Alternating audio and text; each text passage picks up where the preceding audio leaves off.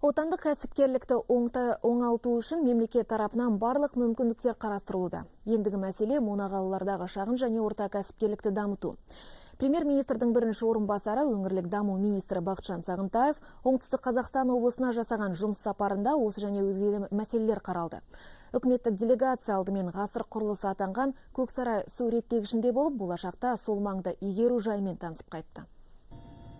Елбасының пәрменімен жүзеге асқан стратегиялық маңызы бар Көксарай су реттегіші 2 жылдан бері Сырдария өзенінің сағасындағы халықты су тасқынынан сақтап қана қоймай, суармалы жерлерді кеңейтуге ықпал етті.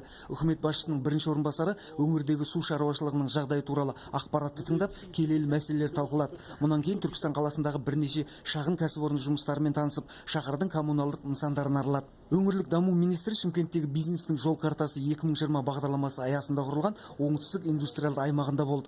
Мұнда жалпы құны 37 миллиард теңгеден асатын 42 жобаны жүзеге асыру жоспарланған. Жаңадан 5000 жұмыс орны ашылмақ. Кәсіпкерлерге инфрақұрылым тартылып, коммуналдық ақыларға 50% жеңілдіктер қарастырылған.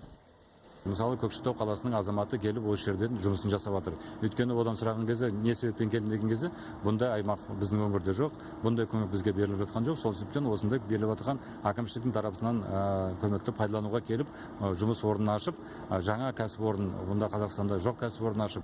Бақытжан Сағынтаев жергілікті әкімдіктің өз күшімен жүзеге асырып жатқан осындай аймақтарға болашақта үкімет қосымша көмектер қарастыратынын атап өтті. Мұндағы мотор майларын шығаратын кәсіпорын қазір еліміздегі нарықтың 30%-ын қамтамасыз етіп отыр.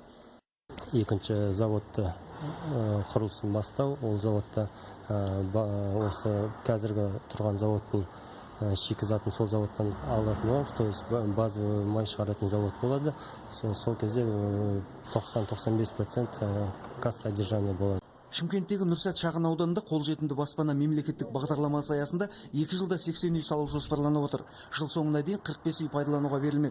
Жаңа әкімшілік іскерлік орталығы да осы шағын ауданда бой көтеріп келеді. Атқарылып жатқан жұмыс барысымен танысқан Бақытжан Сағынтаев өңірдің дамуына жоғары баға берді. Қанат Жүнісбеков, Ерболат Әбіш, Нұрмахан Бекмұрат, Оңтүстік Қазақстан облысы, 24 кз.